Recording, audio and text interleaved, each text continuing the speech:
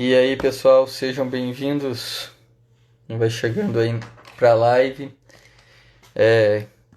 Salve Maria, meus amigos, sejam bem-vindos. Não sei se vocês estão acompanhando, mas eu estou tentando fazer lives desde a semana passada e com outras pessoas está travando, está causando problemas.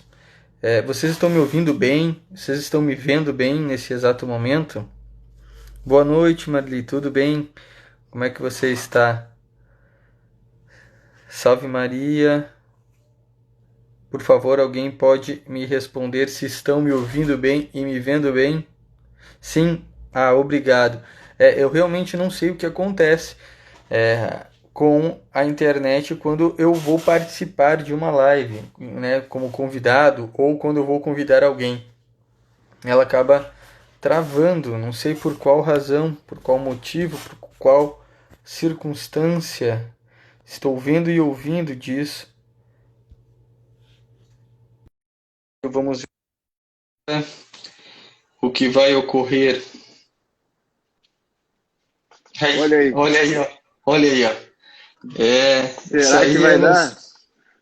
Olha, tomara, viu? Tu viu que eu caí do nada antes, né? Eu vi, caiu, mas São os chineses, são os chineses. os chineses não vão nos derrubar. Dragão, o dragão vermelho do apocalipse. Vamos bater um papo de 2 minutos aí enquanto a audiência vem vindo, que eu avisei a galera Isso. lá para vir para cá. Mas eu não acredito que tu não preparou uma cerveja para nossa live, cara. Não, nem... não tô. Eu tô sem cerveja aí essa semana, por enquanto. Muito trabalho, né? Não fui no mercado ainda. Ah, tem que sair na rua, né? Ah, é. As medidas de segurança. Correria, correria. Que medida de segurança que nada. Tô com uma... Meu Deus, tô indignado com isso aí. Olha, tô indignado mesmo. A gente vai no mercado, a gente vai na farmácia, vai com a Jéssica grávida, duas crianças, as pessoas ficam assim, ó, com os olhão apavorados. Esses caras são loucos. O que eles estão fazendo? Hoje eu fui no mercado, o mercado tava. O pessoal tava até com aquelas máscara, não é máscara, é tipo uma proteção assim, de plástico, assim, as pessoas apavoradas, assim. Tá Ah, louco, gente. Eu o já pessoal peguei o tá coronavírus, eu apavorado. tenho certeza. Eu tenho certeza que eu já peguei esse negócio. Não deu nada. Boa parte já pegou isso aí. Ah, tô É, meu. indignado com isso aí. Bueno, Mas enfim, vamos lá então. esse era o É, tema que eu ia falar lá na live com o Padre Ricardo lá, é né? verdade, E mas agora não deu não certo. deu. Então, Tati, quem conseguiu migrar, conseguiu. Quem não conseguiu, eu só lamento. Avise aí. Mas essa live vai ficar salva para quem for adquirir lá o desafio, beleza? O aulão. Então, o perfil tá no perfil do Edmilson, mas é eu que entrevisto aqui. Galera que é seguidora do Edmilson não estranhe, certo? O tema, então, desse desafio, nós estamos começando hoje, é a conversão de Chesterton ao catolicismo, né, que é o aulão que vai ser na última aula final sobre esse assunto. Porém, o catolicismo e a conversão de Chesterton envolvem diversos outros temas ramificados, né? E eu quis começar pelo primeiro, que é o ponto inicial, que foi também graças à amizade do Belloc, né, com o Chesterton, que influenciou muito na conversão do Chesterton, que é o tema da reforma, né, ou revolução protestante. Então, nós colocamos esse nome, né, reforma ou revolução, para a gente conseguir ter essa conclusão, então, do que fato foi isso. Então, para nós começar, meu caro amigo, queria que tu pudesse dar um panorama, né, do que foi a reforma como um historiador, né? Ou seja, qual era o panorama histórico, porque nenhum tipo de evento acontece aleatoriamente, né? Uhum, Existe sempre uma consequência, uma série de coisas, porque a igreja passou por muitas heresias, a igreja católica, e sempre superou elas. Mas o protestantismo fez uma ruptura que provavelmente permanecerá assim até o fim dos tempos, né? Dificilmente exato. isso se refará. Então, também já deixo um adendo, um aviso aqui, né? a gente não tem interesse nenhum de ofender protestantes, nem coisas do tipo assim. A página é o Chesterton Católico, certo? Então a gente respeita muito cada protestante, mas a gente vai falar do Chesterton Católico. E hoje em dia as pessoas querem trazer um Chesterton protestante, né? Coisa que ele não era nem inclusive no tempo que ele permaneceu dentro da igreja anglicana e demorou um pouco para se converter por causa de sua esposa. Nós vamos falar bastante disso lá no aulão. Então, assim, tem um Chesterton islâmico, certo? É mais fácil do que um Chesterton protestante não católico, beleza? Então, passa a bola para ti aí, meu velho, e explique-nos o que aconteceu, para depois nós concluirmos se foi uma reforma ou se foi uma revolução. Bom, antes de mais nada, eu quero agradecer o convite do Júnior aí, do pessoal da Chesterton Brasil para fazer a live. Fico muito feliz, sinto-me honrado de estar com vocês essa noite, conversando. Algumas pessoas perguntaram, eu não ia fazer uma live com o padre Ricardo lá, eu iria fazer até às 10 horas, não deu, né? Graças a Deus, essa aqui deu, pelo menos essa os chineses deixaram, né? E se alguém quiser ou puder colocar o tema da live aí na descrição e fixar para o pessoal que vai chegando saber do que a gente vai falar, fica legal também. Mas, enfim, o tema da revolução ou reforma protestante, eu gosto de usar o conceito de revolução, depois vocês vão entender o porquê, mas é o próprio conceito que o Belloc, amigo do Chesterton, usa, ele conceitua este movimento como revolução. Mas ele é um dos temas mais complexos para se falar a respeito de história. Por quê? Porque há uma quantidade de referências e de narrativas históricas muito grandes, e de ambos os lados. Então, há narrações católicas, vamos dizer assim, há narrações protestantes, e você tem que aí ver o que aquilo está mais equilibrado, está falando de uma maneira mais coerente com os acontecimentos. O melhor ponto assim, de partida para nós analisarmos o movimento da reforma é o contexto da época e depois a biografia de Lutero. Essas duas coisas elas são fundamentais para a gente entender o movimento, aquilo que foi ocorrendo ao longo do tempo. E a melhor biografia do Lutero que existe é a biografia editada pela Bach, chamada Martim Lutero, do professor Ricardo Viloslarda. É uma biografia de 2 tomos, gigantesco, tá? Tem mais de 800 páginas cada uma delas, e elas têm uma noção muito profunda de todo o aspecto da vida do Lutero. Mas, bem, por que a gente trata da reforma protestante como uma revolução? Por que essa visão? Porque até o período, até 1517, até esse momento histórico, havia uma hegemonia dentro da vida da religião na Europa, da religião cristã. Mas haviam ortodoxos, porém as diferenças entre católicos romanos e católicos ortodoxos eram pequenas comparadas com aquilo que vai acontecer com o movimento que Lutero vai levantar. Como eu falei, um dos primeiros pontos da gente abordar é o contexto. Qual é o contexto que surge Lutero? Lutero surge no contexto do Renascimento. O que é o Renascimento? É o Renascimento, o movimento no qual a maneira de se portar, a maneira de pensar, a maneira de ver o mundo antigo retorna para o mundo agora moderno. E aquela visão de mundo medieval desaparece. Qual era a visão de mundo na Idade Média? Uma visão teocêntrica, onde Deus era o centro da sociedade. E nada mais justo daqueles que querem ser guiados por Deus de colocarem Deus no centro da sua vida. Então, seja católicos ou sejam protestantes, todos deveríamos ser teocêntricos.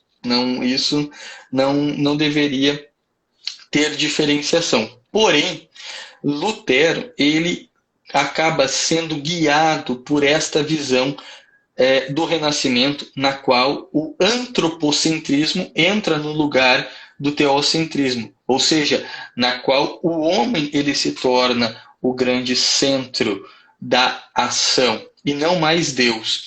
Então, uma das coisas que é muito interessante a gente perceber no protestantismo é que ela acaba se tornando uma religião muito antropocêntrica, na qual a pessoa ela é justificada pela sua fé. Veja, é uma visão antropocêntrica. Você está colocando que é a partir da sua fé que você é justificado, quando, na verdade, não é por esta ótica, é, na verdade, uma graça de Deus. A fé é um dom que é dado por Deus. Então, acabou-se isso se perdendo um pouco. E o outro grande problema de Lutero, que eu acredito que o Júnior também pode explicar isso muito melhor, por causa da filosofia, é o próprio movimento nominalista que vai surgir a partir nesse século. Já vai ter no século XIV, no século XV, perdão, mas no século XVI isso vai ganhar ainda mais força, que é esse movimento filosófico de decadência, na qual as coisas elas já não são definidas pelo seu fim, mas elas acabam sendo definidas por uma espécie de nome, né? Ou seja, as coisas elas não são definidas pelo seu fim último, mas sim pelo certo nome que elas receberam. Então fica um pouco muito complexo isso, porque entra dentro da própria religião, do próprio pensamento teológico de Lutero. Lutero ele tinha um pensamento nominalista dentro da fé católica. É muito interessante que, ao mesmo tempo que havia Lutero na Alemanha, nós vamos ter Santa Teresa e São João da Cruz e Santo Inácio de Loyola, tá? Em outros locais da Europa. E a diferença da visão de fé destas pessoas para Lutero era tremendamente diferente, porque eles tinham uma outra percepção filosófica. E Lutero ele acaba tendo uma percepção muito guiada pelo nominalismo. Por exemplo, o professor Viloslarda coloca que quando Lutero não rezava a liturgia das horas, como sacerdote, ele ficava extremamente se punindo, ficava extremamente... como que eu poderia ser a palavra, mas ficava muito se culpando, né? Ficava tentando se penalizar porque ele havia esquecido de rezar a liturgia das horas, ou porque ele não tinha conseguido rezar a liturgia das horas. Então ele deixava um dia de toda a semana para rezar a liturgia das horas. Ele trabalhava o restante da semana inteira. No último dia, lá na sexta-feira, ele rezava todas as liturgias das horas da semana. Como se eu rezando a liturgia da segunda na sexta, paga a da segunda. Uma coisa muito nominalista. Veja, ele não percebe que a oração da liturgia das horas tem uma função de te colocar na presença de Deus naquele momento. Então, isso acaba sendo um dos problemas de toda a ação de Lutero. Além disso, um outro ponto importante é o próprio absolutismo que havia na época, a monarquia absolutista, que não tem nada a ver com a monarquia medieval do sistema de vassalagem, são duas coisas diferentes. Mas a monarquia absolutista vai dar espaço para as ideias de Lutero porque ela não queria mais obedecer ao Papa. É isso que vai acontecer na Alemanha, é isso que vai acontecer com os países baixos, que depois vai entrar o calvinismo, é isso que vai acontecer com a Inglaterra anglicana de Henrique VIII, que depois a gente comenta um pouquinho, que vai ser ali a implantação do pior absolutismo de todos. Naquele processo. Muito pior do que o absolutismo francês foi o absolutismo inglês, que a monarquia inglesa vai instituir. Então, esses três pontos, o Renascimento, a filosofia nominalista e a monarquia absolutista, serão fatores que influenciarão esse movimento de Lutero, que nasce em de uma motivação na qual Lutero enxerga de fato um problema existente na época na igreja por uma parte do clero. Isso não significa que todo o clero era, mas uma parte sim do clero acabava sendo corrupto. Os papas da época, infelizmente do século XVI, exceto Pio V, foram papas de uma fraqueza política muito grande, e então não conseguiram dar um subsídio correto a tudo aquilo que Lutero havia falado. O próprio Papa Leão X não fez pouco caso para aquilo que Lutero estava fazendo e depois se arrependeu muito do que havia acontecido. Então havia uma fraqueza política e eles tinham já uma percepção um pouco problemática também de todos os acontecimentos.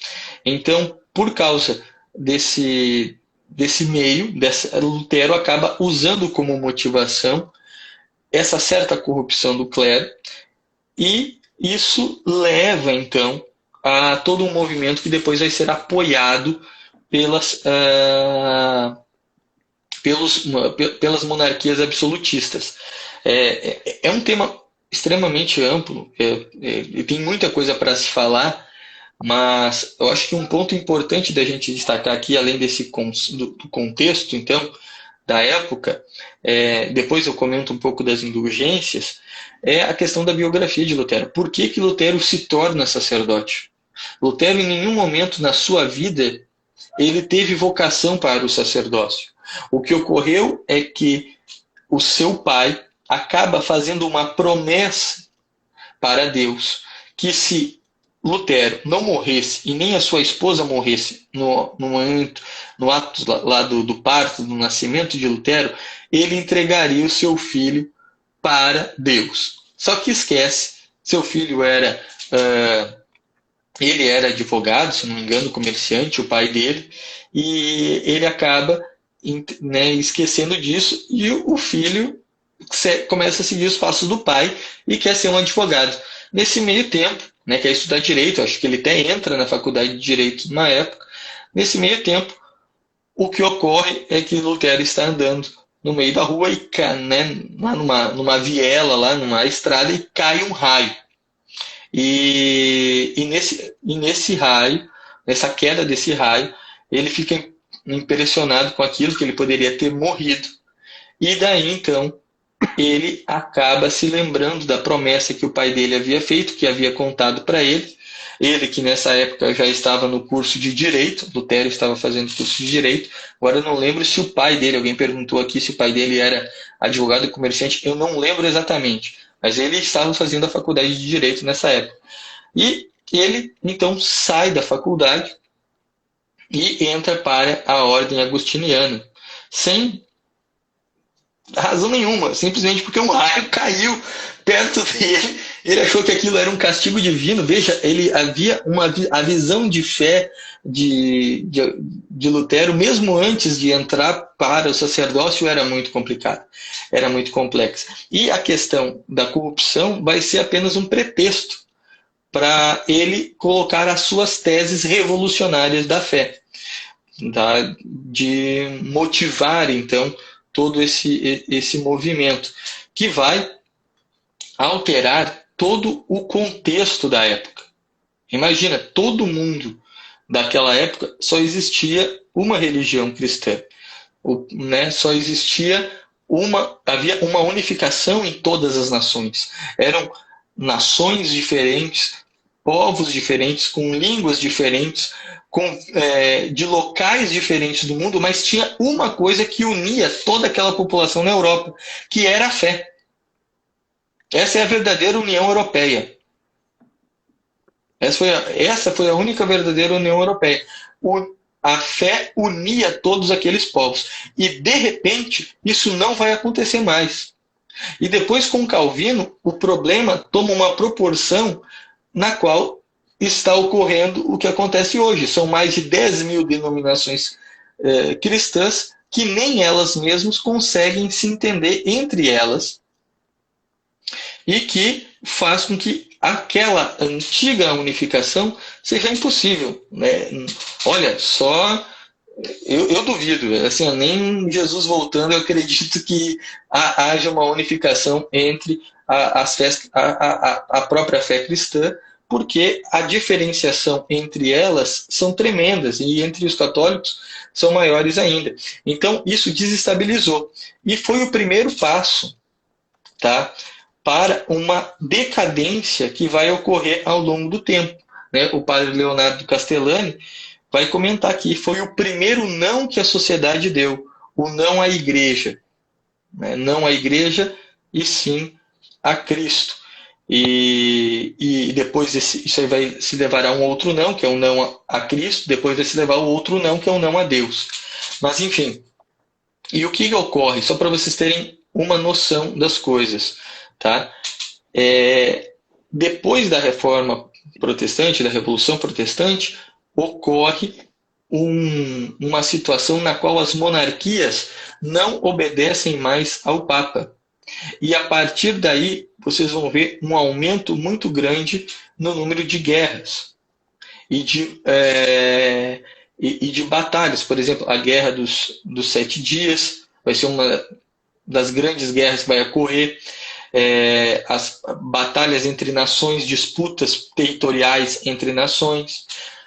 Depois, isso vai se desenvolver na Grande Revolução de Napoleão e a Revolução Francesa, que vai ter aí seu segundo não. Mas, enfim, vai gerar vai desestruturar um mundo que estava estabilizado. Vai desestabilizar, porque nações agora não terão mais uma unificação. Nada mais as une. E isso vai gerar um grande problema. O padre Paulo Ricardo até fez aquele curso, né, Lutero e o Mundo Moderno, porque essa questão da ruptura, ela pega a visão moderna, o Estado moderno, ela pega ela tem uma série de consequências, né, que realmente até hoje a gente consegue perceber. Mas pegando assim o que tu colocou para eu comentar e depois enganchando no que eu estava lendo, né, do Billock, para nós poder dar uma olhada, até vou recomendar para o pessoal aqui, eu estava pedindo livros, esse aqui é editado pelo Guilherme, da Edições Cristo Rei, Como Aconteceu a Reforma, tá? Do Billock. É impressionante esse livro aqui, ele começa dando 3 pontos, certo?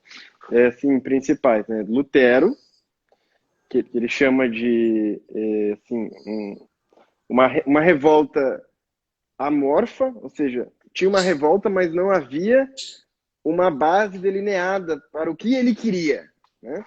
Ele não sabia bem o que ele queria reformar, mas ele queria enfrentar, aí ele queria continuar sendo monge, e queria que o Papa escutasse ele, mas daqui a pouco ele não queria mais, ele queimava as coisas que o Papa mandava para ele, aí ele enfrentava o cardeal Caetano, depois ele apanhava e ia embora dizendo que tinha sido, né, vencedor. Enfim, Lutero era um personagem realmente muito confuso. Então, Lutero é o primeiro ponto que o Billock fala.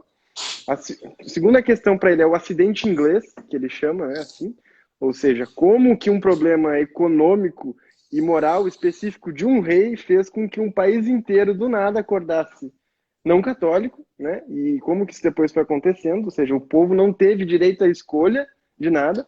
E depois, um terceiro passo seria a questão do calvinismo, né? Que foi, por causa das institutas, um primeiro padrão teológico, digamos assim, né? Para o pensamento, então, protestante poder se proliferar. E aí, além dessas questões todas, ou seja, tu falou um pouco do Lutero, nós vamos falar mais sobre a questão do calvinismo e do anglicanismo, ainda tem outras questões que envolvem, certo? Que a gente vai também explorar aí o professor Edmilson, que trata mais ou menos da questão, a Bíblia realmente só foi distribuída para as pessoas por causa do protestantismo, não havia traduções para a língua das pessoas, que foi uma coisa na série do Brasil Paralelo que apareceu, né? Que foi o Lutero que fez as traduções aparecer para outros lugares, isso é verdade ou não?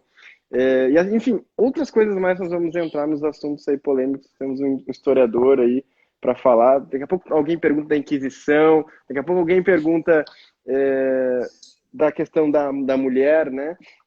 Que Lutero revolucionou e deu espaço para as mulheres, o que é um absurdo. Mas, enfim, o interessante para nós percebermos, tá? E aqui eu queria fazer esse comentário como inclusão, né? Nisso que o Edmundo estava falando, é que aquele período não era só um período de decadência política e estrutural Exato. do clero, era um período de decadência intelectual, certo? Tanto é que os jesuítas com Santo Inácio e seu exército, né, tiveram que promover a ratio studiorum, justamente porque a educação estava numa decadência. E por que isso, né? Um pouco depois do período de São Tomás, depois do auge das universidades, surgimento delas, etc., a igreja, para tentar facilitar os meios, tá, de promoção e surgimento das universidades, ela inventou um negócio chamado diploma. Então, a pessoa tinha que ter um diploma para que ela pudesse dar aula num lugar. E a igreja conferia, então, o diploma de teólogo, de filósofo, etc., para que a pessoa pudesse, de direito, no caso, formado, etc., né, para que a pessoa pudesse dar aula numa universidade. Isso era para facilitar. O problema filosófico por trás disso, tá? Bom, Chesterton tinha sempre um pensamento filosófico por trás. O pensamento filosófico é aquele que investiga as causas das coisas e que vê para além da materialidade, para além da física, ou seja, o pensamento metafísico. Isso foi uma coisa que fez Chesterton se atrair muito ao catolicismo. O problema disso é que antes você tinha os professores estipulados por causa de sua sabedoria intelectual no sentido estrito do termo, ou seja, não havia um diploma que comprovasse que ele era um intelectual. A vida dele, o conhecimento dele, o ensino dele comprovava. Ele era um sábio, ele era um intelectual, ele realmente estava apto para dar aulas. Quando você confere um diploma, você coloca toda uma realidade que estava se embasando numa realidade, certo? Em cima de um papel que fica entre essas duas realidades. Isso causa um problema enorme, porque você está falando de uma realidade metafísica, que é portar conhecimento, e de uma realidade física, que é ter um diploma. O que acontece? As pessoas começam a se apoiar não na realidade que está por trás dessa linha de papel, que é a sabedoria, mas nesta linha de papel, que é o diploma. E tanto se apoiam por cima disso que logo a coisa cai. Ou seja, as pessoas pararam de buscar o conhecimento e começaram a buscar o status, a porta que o diploma abria. Certo? Isso é uma coisa natural. Sempre que você tenta, assim, você pode ver pelas próprias ordens e congregações católicas, certo? Você tem lá o Santo Inácio, os jesuítas no ápice vão decair. São Francisco, os franciscanos no ápice vão decair. Sempre tem um pouco dessa decadência, porque quando se tenta passar isso para um papel, as pessoas se apegam à regra no papel, certo? E não é o diploma não era um papel como a Sagrada Escritura, né, que eram livros divinos. Então, era uma realidade baseada em cima de uma matéria, certo? Isso antes de existir sistema financeiro, dinheiro impresso, etc. Que depois, hoje, muito da crise existe justamente por causa dessa realidade que está amparada no material. E isso fez com que os professores cada vez fossem menos exigidos, justamente porque você vai baixando a régua, né, num prazo aí de 200 e poucos anos. E depois de Ockham, né, e de Guilherme, de Ockham e o seu nominalismo, que fazia o quê? Não. Como ele não conseguia apreender a realidade, a verdade das coisas que existem por si mesmo, né? Ou seja, Santo Tomás é chamado doutor angélico porque ele tinha uma capacidade intelectual de aprender a essência das coisas, como um anjo faz. Um anjo vê um copo de cerveja e aprende o que é um copo de cerveja, já entendeu.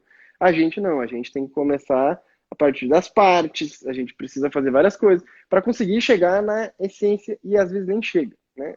Dependendo do intelecto. Santo Tomás tinha essa capacidade. E ele conseguia aprender as coisas. Quando os professores pararam com essa capacidade, pararam de estimular essa capacidade, pararam de levar a razão amparada, né, aos limites da perfectibilidade e a pegar as asas da fé e a mais além ainda, surgiram professores, especificamente Guilherme de Ockham, que diziam, não, é impossível você aprender a essência das coisas. Não tem como, o ser humano não consegue. a gente diz que é a essência porque aquilo tem um nome. E o nome daquilo ali é o que define aquela essência daquela coisa, certo? Então, quando você faz isso, né, você basicamente desiste de entender a verdade. Não de um modo proposital, não falando que ele era mal e queria fazer isso, certo? Mas desiste dessa capacidade de realmente conhecer a verdade, certo? Então, essa ausência do conhecimento da verdade que Guilherme de Ockham teve, bom, ele era inteligente, tinha uma retórica boa, fez com que isso se proliferasse, e um de seus discípulos foi professor de Lutero, quando Lutero entrou para o seminário. E Lutero entra com essas repressões todas, ou seja, Lutero ele era muito punido pelo pai, ele era punido pelos professores, né? Tanto é que ele era inteligente, justamente a prova de que a punição adianta algumas coisas, né? Ou seja, ele era inteligente, né? Ninguém traduz a Sagrada Escritura inteira sendo burro. Ele tinha um domínio de linguagem, ele tinha Exato. convencimento, etc e tal. Mas ele tinha problemas filosóficos básicos. E aí o Chesterton sempre fala assim, ó, o problema dos autores modernos é que eles discorrem e não conseguem compreender que a causa e as deficiências deles estão todas nos princípios, certo? Então o Chesterton sempre vai pegar as coisas a partir das suas finalidades e mostrar que os princípios estão errados. Por exemplo, né, eu estava até lendo aqui o A Coisa, né? Tem um artigo que ele fala que o protestantismo é supersticioso. A Coisa, excelente livro. Vamos falar disso aqui lá no aulão. Por quê? Porque ele diz assim: o protestante acredita que a Bíblia que surgiu, que apareceu no país dele, a Bíblia que fala que Cristo foi um carpinteiro, é verdade. Então ele acredita que Deus foi um carpinteiro, certo? E ele não, e a pessoa, nossa, a gente não faz ideia do que é Deus ser um carpinteiro. Agora, ela acha que isso é menos do que Deus fazer um pão virar carne. Certo? Então ele acredita que Deus foi carpinteiro, mas que Deus foi se tornar um pedaço de pão, ele não consegue acreditar. Porque ele tem uma visão errônea da questão. Isso, Chesterton era muito claro e prático, ou seja, a mesma Bíblia que foi constituída pelos católicos, o cânon formado pelos católicos, etc., que fala que Cristo foi carpinteiro, fala também da questão eucarística, né? E os milagres eucarísticos estão aí, etc. E por aí vai. Então, o Chesterton fala assim, isso me parece mais uma questão de escolha no que vou acreditar, mais ou menos, né, como você acreditar. Se você passa debaixo da escada, você vai ter 7 anos de azar. Se você não passa, você não vai ter. Tô escolhendo no que eu vou acreditar ou não, certo? Basicamente, ele diz que isso é um pensamento supersticioso e que ele percebeu isso desde o início. Mas por que ele percebeu isso desde o início? Né, foi justamente quando ele começou a investigar o pensamento filosófico que estava por detrás. E ele foi percebendo que tanto em Lutero, e claro, Lutero, por exemplo, perto de Calvino, era muito menor, né, como pensador. Então, você tem em Calvino uma figura muito maior, intelectualmente falando. Mas se você coloca todos estes perto de Santo Tomás, Santo Agostinho, Santo Alberto Magno, etc., você percebe uma disparidade muito grande. Justamente não só na vida, ou seja, você vê na vida de Lutero problemas envolvendo a sexualidade, problemas envolvendo isso aqui, e não há superação disso, certo? Há remediações e engembrações. Enquanto que na vida dos santos você encontra ou uma pureza do início ao fim, como em Santo Tomás, ou uma superação absurda, como Santo Agostinho, que sai de uma vida devassa e entra numa vida absolutamente genial, certo? Então, esse problema intelectual, ele foi um mote, né? Ou seja, ele foi algo que realmente motivou, foi um carro-chefe para os erros de Lutero, que ele não conseguia compreender, ele compreendia coisas difíceis e, ao mesmo tempo, ele não compreendia coisas básicas, como, né, Justus vivit fidei, né? Ou seja, o justo vive pela fé. Algo simples, ele conseguiu complicar. Então, eu queria perguntar para ti, especificamente, Edmilson, o que aconteceu para que Lutero realmente quisesse dar um basta, né? Como foi a reforma, ou seja, o primeiro não serve. Basicamente, esse Uhum. episódio depois pode passar ali para Inglaterra e a França, né? Que depois foram os três primeiros lugares. Sim. Bom, o que que acontece, né? Era uma decadência. Na verdade, o século XIV, como vai dizer Johann Huizinga, foi o outono da Idade Média, né? A Idade Média começou a morrer a partir do século XIV, então entra uma decadência intelectual, moral, social, enfim, vários vícios retornam neste período, e dentro desse contexto, então, ocorre a formação de Lutero. Começando por uma das coisas assim importantes da gente desmistificar é a respeito das indulgências. Ora, Lutero, a gente aprende isso na escola, a gente pega os livros didáticos, a gente vê isso. Lutero, ele fez a motivação dele para a reforma protestante, para a revolução, foi as indulgências, né? Foi a venda de indulgências da igreja. A igreja vendia indulgências e tudo mais. Então foi por isso. A igreja era corrupta e tudo mais. Uma espécie de tentativa de justificar o fato. Que isso só entra depois, pelos próprios historiadores protestantes. Na época, a indulgência foi um pretexto para Lutero. Porque o que ocorre? Lutero, por causa do professor dele, deixa eu pegar aqui o nome, Frederico, Felipe, eu ia falar Frederico, né? É Felipe Melanchthon, e começou a ter umas visões muito problemáticas a respeito da fé, no sentido da obediência da igreja, de obediência ao Papa, né? De poder de se colocar dentro de uma ótica na qual ele deveria ser obediente ao Papa.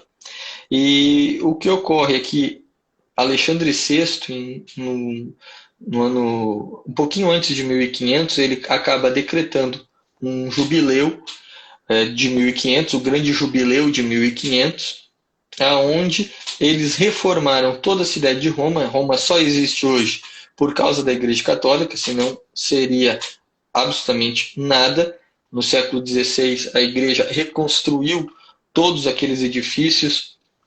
O Coliseu só está conservado até hoje por causa da Igreja Católica, senão já teriam derrubado. Então, no século XVI, a igreja reconstrói todo aquele. Perdão, no século XV, reconstrói toda a cidade de Roma, e o jubileu seria a visita, onde as pessoas iriam visitar a cidade de Roma, e Alexandre VI acreditava que dessa maneira ele conseguiria custear os gastos que ele teve, né, como Papa, para construir tudo aquilo. Lembrando que, na época, o Papa não era apenas um membro religioso, ele era um líder governamental, ele era o representante de um estado, os estados pontifícios. Havia uma faixa de terra que ia de Roma a Ravenna, na qual o rei, vamos dizer assim, o governante era o Papa. Depois de toda a questão romana, isso acaba se perdendo. Essa é outra história, mas na época era desta maneira. Então ele tinha que custear, como qualquer rei tem que custear os seus cidadãos. O Papa tinha que dar os subsídios de vida para as pessoas da época, e ele acaba então fazendo esse jubileu. O que ocorre é que o jubileu não dá certo. O seu sucessor, o Papa Júlio II, ele então escreve um decreto indulgenciário, no qual as pessoas que pagarem o dízimo receberão indulgências. Veja, e o dízimo é uma coisa que está dentro das Sagradas Escrituras, que tanto católicos como protestantes pagam dízimo. Dízimo sempre esteve. Só que o Papa, ele disse que forneceria indulgências plenárias e várias indulgências para quem realizasse o pagamento do dízimo. Por quê? Porque as pessoas nunca pagam o dízimo sempre. Então eles precisavam custear todos aqueles gastos e acabam criando essa indulgência. Isso é imoral, isso é ruim, foi uma ação errada. Bom, esse é outro ponto da discussão. A questão é que isso não é um problema teológico, não é pecado. Não é problema você dar indulgências por coisas. Veja, Papa Francisco deu indulgências pelas pessoas que entraram na porta da misericórdia. Só você entrar na porta que você recebia indulgências. Agora deu indulgência plenária para todo mundo que do coronavírus, quem tivesse somente infectado com o corona, rezasse um Pai Nosso, uma Ave Maria, receberia uma indulgência plenária. Eu não vou entrar aqui na teologia da indulgência, mas se alguém tiver alguma dúvida aí, depois a gente explica se tiver tempo. Mas indulgências acontecem em vários momentos da igreja. O que ocorre é que o Júlio II morre, Leão X continua com as indulgências. Mantém o decreto. E na cidade de Wittenberg, lá na região de Lutero, aparece um padre dominicano, Tetzel, que prega a respeito das indulgências. E na Alemanha começou a ter uma superstição, na Alemanha, na região da Alemanha, começou a ter uma superstição na qual eles diziam que quando a moeda fazia barulho lá no negocinho da coleta, uma alma ia para o céu. Começou a sair esses boatos, essas histórias e tal. E Lutero começou a ter, ao mesmo tempo que isso iria ocorrendo, ele começou a ter aquela motivação de reformar a igreja, porque ele acreditava que a igreja ela teria se perdido quando ela começou a ter uma obediência ao Papa e ao sacerdote. Ele acreditava que a igreja no início não era dessa maneira, que não tinha Papa, que não precisava de sacramentos, que não era necessário ter uma organização, uma hierarquia, perdão, a melhor palavra dentro da igreja. Ele começa a fazer todas essas questões, e quando surge o Tetzel, em 1517, com toda essa política, com toda esta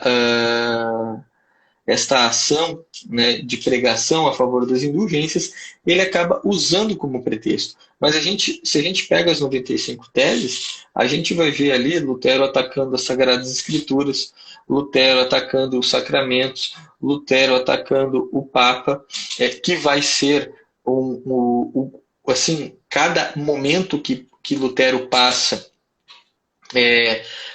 depois da reforma, ele vai ter mais com os católicos, contra o Papa, contra a Igreja Católica em si, mas especificamente contra o Papa. Tanto é que tem aquele livro que ele escreve o Diabo e o Papado, no qual ele fala que o Papa é filho de Satanás, chama o Papa de croacas, de filhas da puta, falava muito palavrão, e isso está nas obras completas de Lutero. Pegue as obras completas de Lutero, editada pela própria editora luterana do Brasil, você vai encontrar este livro lá nas obras completas de Lutero, onde ele xinga o Papa de tudo que é coisa. E o que ocorre, então? Ele levanta esse movimento no qual de independência, vamos dizer assim, da Igreja Católica. Lutero nunca quis fazer uma nova igreja. Lutero ele queria revolucionar a Igreja Católica. E por isso não é uma reforma, é uma revolução. Porque o que ele propõe era uma mudança total na estrutura da igreja, na qual você não precisa do Papa, na qual você não precisa que os sacerdotes não são diferentes do restante das pessoas, que não é necessário certos sacramentos, que a estrutura hierárquica teológica dos dogmas não precisa existir, não precisa ter magistério, não é necessário tradição, apenas as Sagradas Escrituras já contêm todas as verdades de fé, o que é um problema gravíssimo, porque ao longo de toda a tradição da igreja, nós vamos ver no início que havia interpretações a respeito das Sagradas Escrituras. E que as Sagradas Escrituras elas só surgiram no século V. Elas só surgiram no século V. Então, por 500 anos, os primeiros cristãos não tinham Bíblia.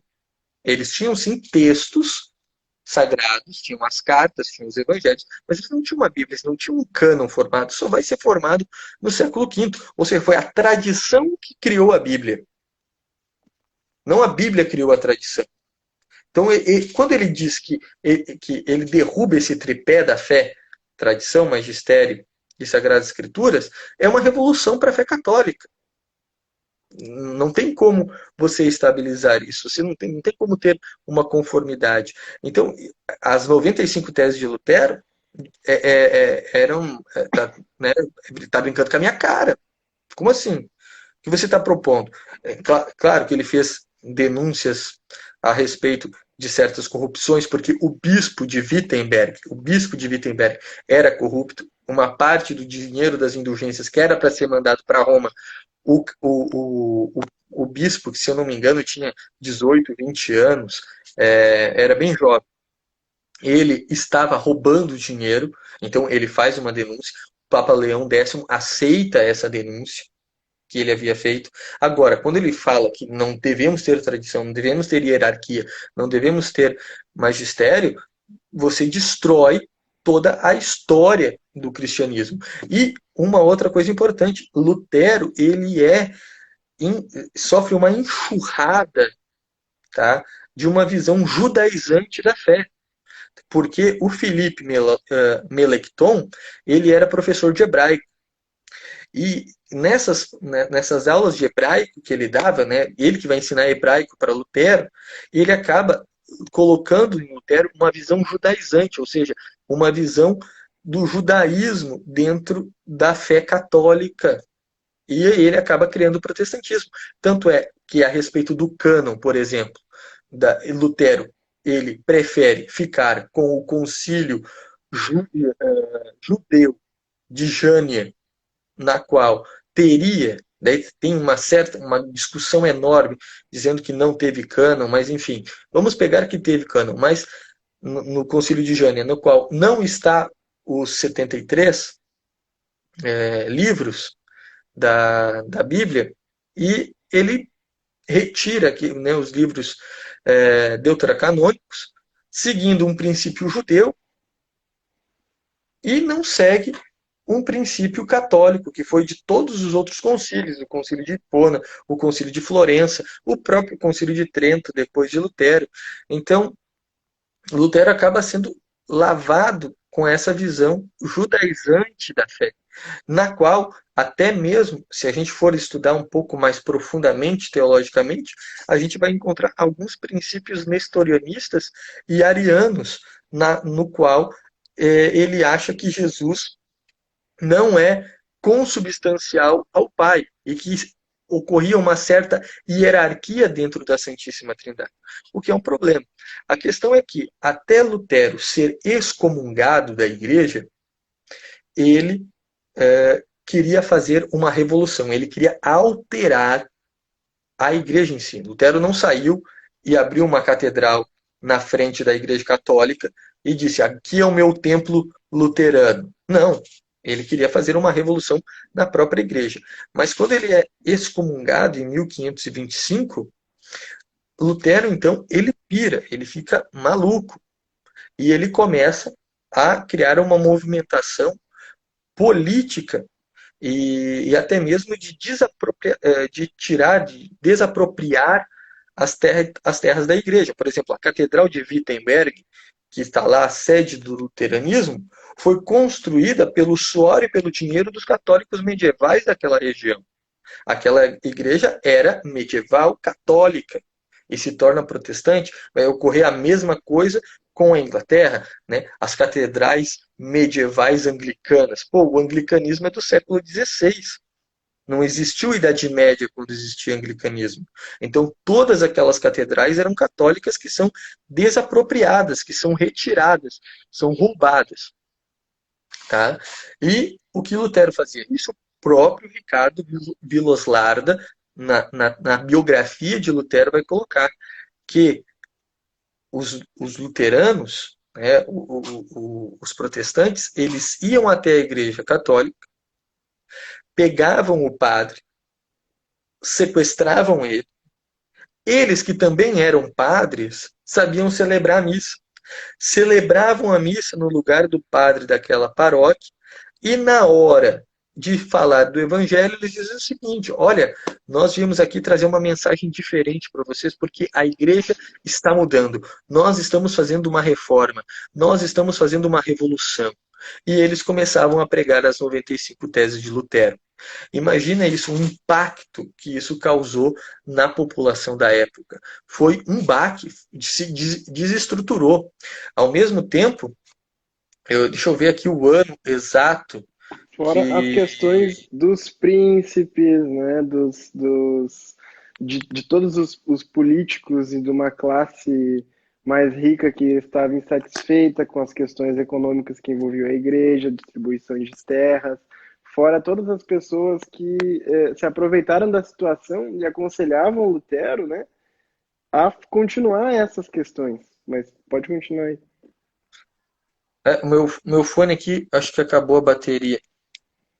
Acabou sim. É, eu não tô te... Pode repetir, eu não te ouvi Não, direito. eu disse que fora as questões dos príncipes, de alguns outros governantes locais, de várias pessoas que possuíam terras e queriam possuir ainda mais terras, que foi o caso lá da Inglaterra, de famílias que enriqueceram graças a esse jogo político, né?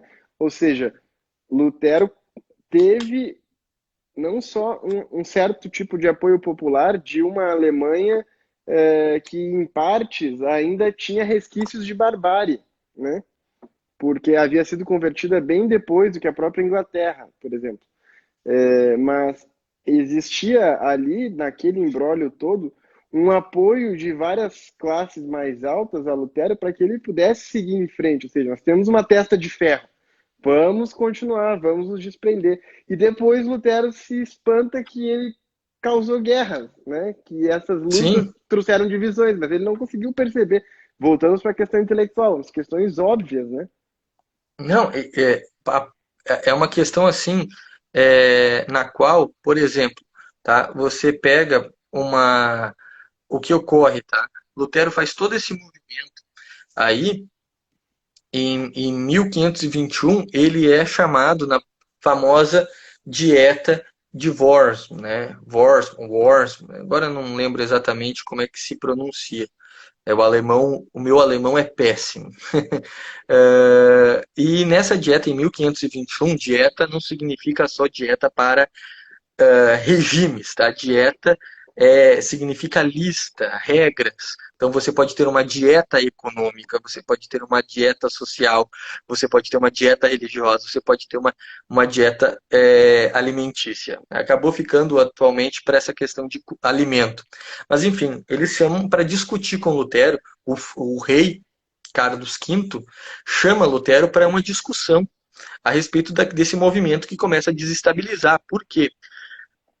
Porque você não ser da mesma religião do rei, tá? Ou você promover um sistema revolucionário, você poderia ser acusado de crime de lesa pátria.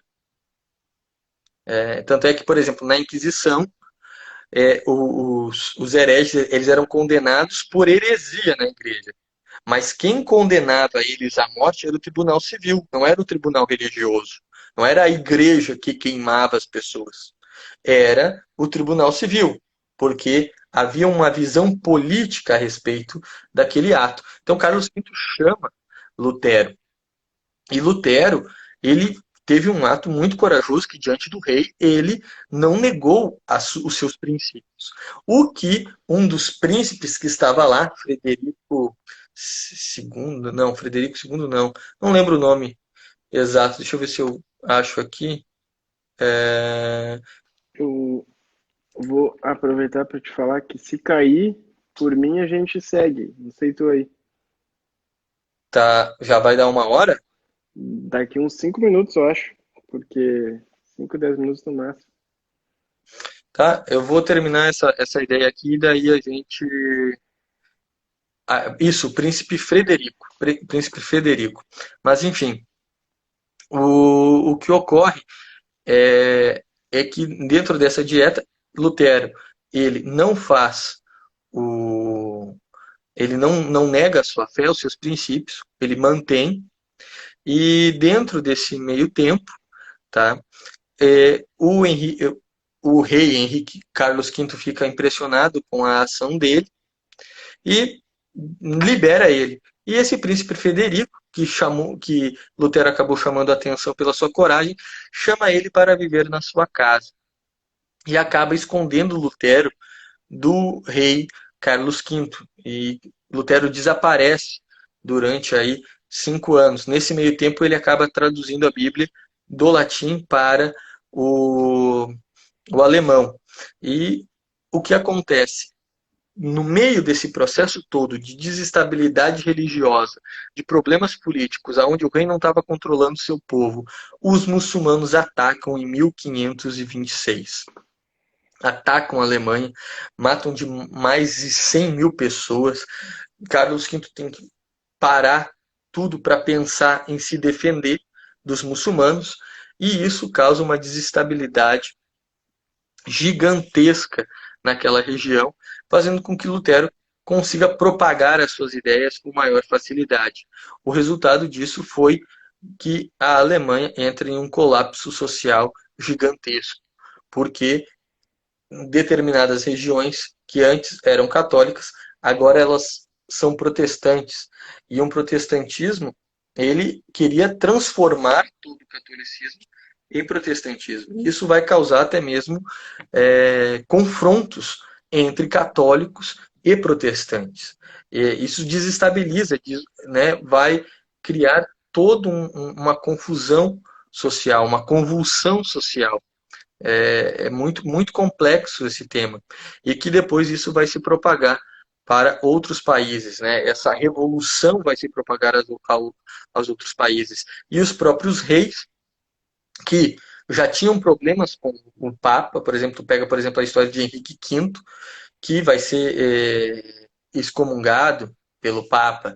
Os reis alemães anteriores, alguns deles já tinham sido excomungados por causa de ações políticas contrárias à ética católica. E eles vão perceber que eles têm agora uma opção religiosa cristã que não precisa ter obediência ao Papa. Então, ou seja, que na verdade nem tem líder, porque Lutero não era o Papa dos luteranos. Lutero era só o reformador, o revolucionário, mas ele não era o líder. Não havia eu sou o Papa, todos não tem hierarquia. Então cada um pode abrir a sua, de qualquer jeito. E isso causa uma problemática tremenda. Além disso, quem vai interpretar? Não tem interpretação. Cada um interpreta a Bíblia do seu jeito. Tá? E, enfim, né, a questão da própria Bíblia, da distribuição da Bíblia, a gente deixa para comentar depois. Eu vou encerrar essa aqui e daí a gente faz outra então. Beleza, então, pessoal aí, quiser continuar acompanhando, a gente vai falar do anglicanismo, vamos falar da questão aí da Bíblia, mais uns outros comentários e responder umas perguntas para quem tiver dúvida, porque tá cheio de comentário aqui. Não deu para responder, tá? Só esperem um minutinho aí, que eu vou só mudar a posição da minha câmera aqui. Em um minutinho daí eu já entro de volta, o Edmilson começa a live. Já voltamos.